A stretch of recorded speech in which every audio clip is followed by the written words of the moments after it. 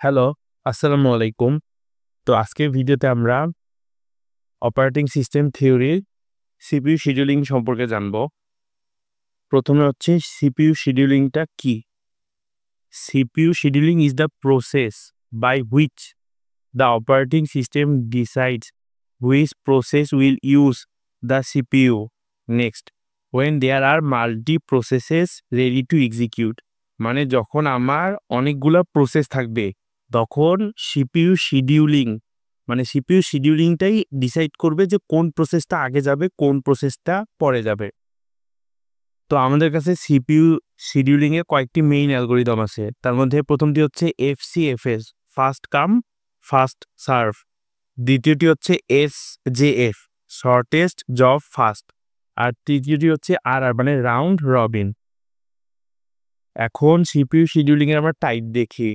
এটা হচ্ছে দুই টাইপের, একটা প্রিমিটিভ, একটা নন প্রিমিটিভ। এখন প্রিমিটিভ এবং নন প্রিমিটিভের মধ্যে পার্থক্য কি, এটা আমরা কিভাবে মনে রাখতে পারি?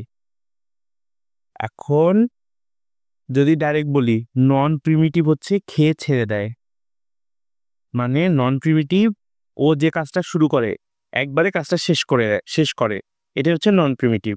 আর প্রিমিটিভ হচ্ছে ধরো প্রথমে একটা প্রসেস কিছু অংশ করলো, তারপরে 2 নাম্বার প্রসেস কিছু অংশ, তারপরে আবার একটা আসলো, এটা হচ্ছে নন প্রিমিটিভ, যেটা আমরা উদাহরণে ক্লিয়ার হব।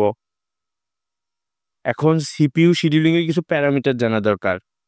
এই যে CPU utilisation, how busy the CPU is during the execution. তো এখানে এই যে সিপিইউ শিডিউলিং এর ফর্মুলা দেওয়া আছে, CPU busy time by total time গুণন 100, এটা মনে রাখতে হবে। তারপরে throughput, the total number of processes executed within a given time. এখন throughput equal total number of processes executed by total time. তারপরে turnaround time, total time taken by a process from its arrival to its completion. Waiting time, the total time a process spends writing in the ready queue before the execution। তো এটা হচ্ছে basic জিনিস, এবং আমাদের এই যে CPU utilisation, throughput, turnaround time এবং waiting time, এই চারটা বের করাটা মনে রাখতে হবে, এবং এই দুইটা বের করা আমরা ম্যাথের মধ্যে লিখব। তো আজকে লেকচার এই পর্যন্ত, সবাইকে ধন্যবাদ।